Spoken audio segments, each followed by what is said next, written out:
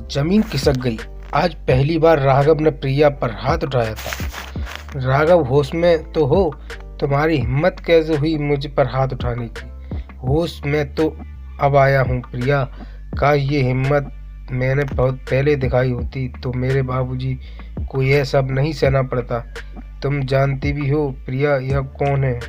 अगर इनकी सच्चाई तुम्हें पता चलेगी तो तुम्हारे भी तले जमीन खिसक जाएगी। राघव प्रिया की शादी, प्रेम विवाह भी कुछ दिन तो प्रिया ने घर से अच्छा संभाला। कुछ महीनों तक तो वह सबके साथ प्यार से रही, लेकिन धीरे धीरे उसने अपने रंग दिखाने शुरू कर दिए। वह नहीं चाहती थी कि कोई भी उसके प्राइवेसी में खलल डाले। राघव के परिवार में सिर्फ उसके बाबूजी थे। बाबूजी का थोड़ा बहुत काम करना भी प्रिया को पहाड़ जैसा लगता था।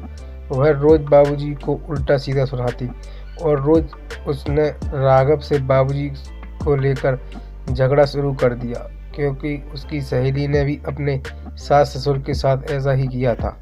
लेकिन राघव उसकी ना सुनता। जब उसने अपनी बात ना बनते देखा तो एक रोज घर छोड़कर चली गई।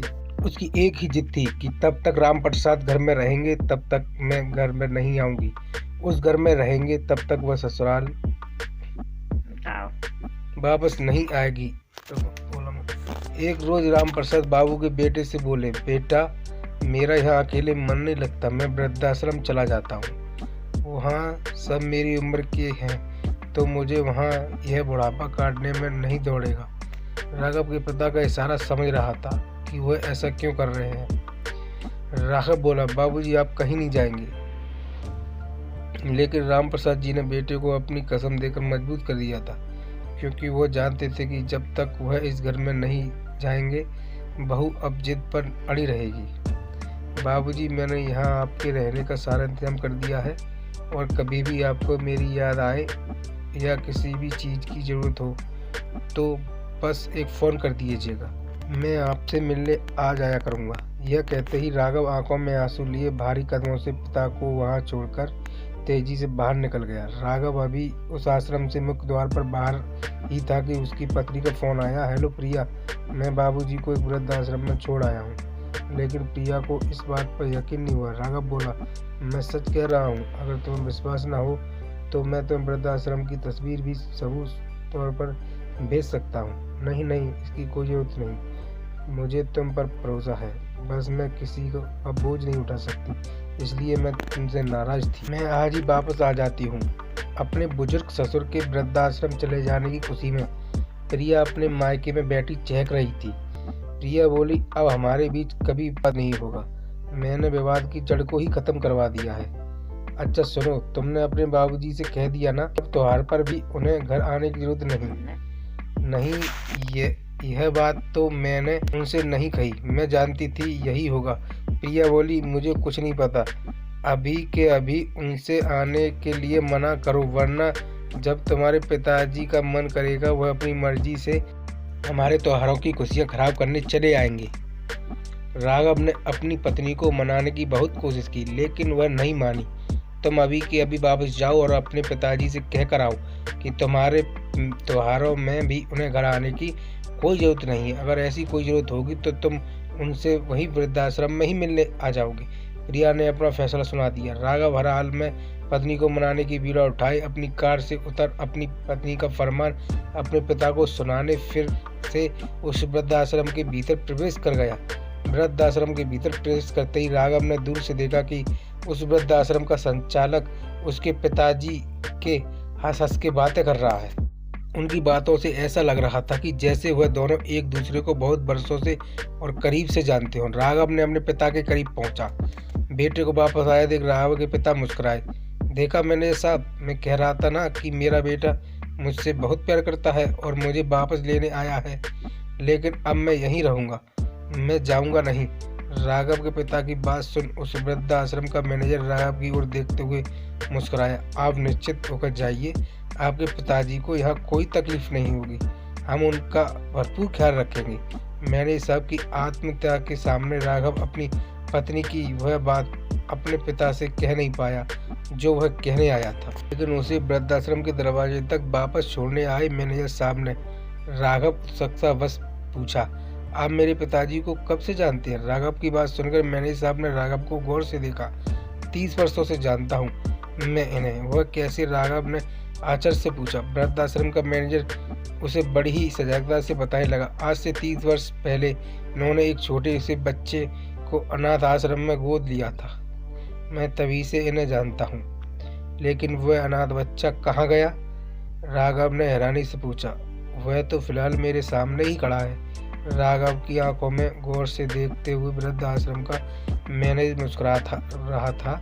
मैनेजर साहब की बातें सुनकर राघव आत्मग्लानि से भर चुका। उसने पीछे मुड़कर देखा। उसके पिता मुस्कुराते हुए उसकी तरफ हाथ हिला उसे विदा कर रहे थे। एक अनाथ को सीने से लगा अपनेपन से पालने वाले उस औलाद से धोखा खाने पर भी उसके पिता के चेहरे पर बिल्कुल भी दुख के भाव नहीं दिखाई दे रहे थे। यह सोचकर उसे अपने आप से घिन आ रही थी। उसने भागकर अपने पापा को सीने से लगा लिया और बहुत रोया। पापा, हमने आपके साथ इतना गलत किया और आपने हमसे एक बार भी शिकायत नहीं की। क्यों पापा, क्यों? आप सब कुछ सहते रहे। बेटा, मुझे तुमसे कोई शिकायत नहीं। तुमने यह जानबूझकर तो नहीं किया ना, तुम अपनी पत्नी की जिद से आगे मजबूर हो। राघव बोला, बस बहुत हो गया पापा, अब और नहीं। आप अभी इसी वक्त मेरे साथ चलेंगे। पर बेटा बहू, उसकी चिंता आप मत कीजिए पापा, मैं अब संभाल लूँगा। और राघव वापस अपने पिता को वृद्धाश्रम से घर ले आया। इतने में प्रिया पहले ही घर पहुंच चुकी थी और बेसब्री से राघव का इंतजार कर रही थी, यह सोचकर कि अब वह आज़ाद है, उसे किसी का भी बोझ उठाने की जरूरत नहीं। राम प्रसाद जी के साथ राघव को देख उसका गुस्सा 7वें आसमान पर चढ़ गया और चिल्लाते हुए बोली, राघव, तुम्हारा दिमाग तो खराब नहीं हो गया? अरे, तुमने कहा कि तुम इन्हें त्योहारों पर भी आने के लिए मना करोगे, पर तुम तो इस बुड्ढे को अपने साथ ले आए। आज तो कोई त्योहार भी नहीं है। प्रिया, तमीज से बात करो, पापा है मेरे। राघव की आंख निकलता बोला, तुम चुप रहो राघव, पहले से इसमें बात कर लूं, आपको बाद में देखती हूँ। और तुम, अरे इतने बेशरम आदमी, तुम इतने जलील करने के बाद भी तुम इस घर में वापस आ गए। अपने बेटे बहू की खुशियाँ आपसे बर्दाश्त नहीं होती क्या? राघव ने प्रिया की बात अनसुना कर अपने पिता का हाथ पकड़ा अंदर ले जाने लगा तो प्रिया ने राम प्रसाद जी का बैग राघव के हाथ से छीनकर बाहर फेंक दिया। राघव ने यह सब बर्दाश्त न हुआ और उसने प्रिया के गाल पर एक जोरदार तमाचा जड़ दिया। अपने गाल पर पड़े चटाक की आवाज़ से प्रिया के पैरों तले जमीन खिसक गई। आज पहली बार राघव ने प्रिया पर हाथ उठाया था। राघव, होश में तो हो? तुम्हारी हिम्मत कैसे हुई मुझ पर हाथ उठाने की?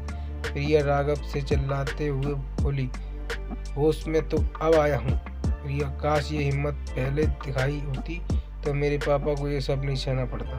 तुम जानती भी हो प्रिया, तुमने वो समझकर इनकी औलाद को लालच में इन्हें वृद्धाश्रम भेजना चाहा। इस सब का इनका अधिकार है।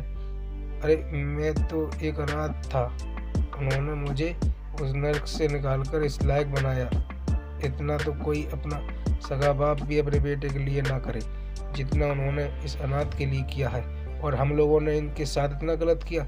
शर्म आती है मुझे अपने आप पर। इसलिए मैंने फैसला लिया है, आज से मेरे पापा मेरे साथ रहेंगे इसी घर में। और अगर तुम्हें अपने भी मेरे पापा से कोई तकलीफ है तो तुम इस घर से जा सकती हो। इतना कहकर राघव ने अपने पिता को घर के अंदर ले जाने लगा तो प्रिया को अपनी गलती का एहसास हुआ। प्रिया राम प्रसाद जी के पैर छूकर बोली, बाबूजी माफ़ कर दीजिए मुझे, मैंने अपनी सहेलियों के साथ सिखाए में आकर आपके साथ बहुत गलत किया। बहू की आंखों में प्रायश्चित के आंसू देकर राम प्रसाद बाबूजी ने अपनी बहू को माफ़ कर दिया और अपने बहू बेटे दोनों को गले लगा लिया।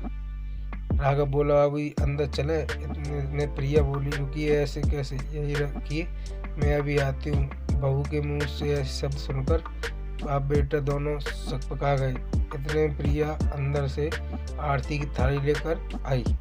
बाबूजी जिस तरह से अपने मेरा स्वागत आरती उतार कर किया था जब मैं इस घर में दुल्हन बनकर आई थी, तो मैं भी अपने बाबूजी का अपने भगवान बाबूजी का स्वागत आरती उतार कर करना चाहती हूँ। और प्रिया ने बाबूजी की आरती उतारकर खुशी खुशी उन्हें अंदर लेकर गई और रामप्रसाद बाबू ने अपने बेटे बहू को हमेशा खुश रहने का आशीर्वाद दिया।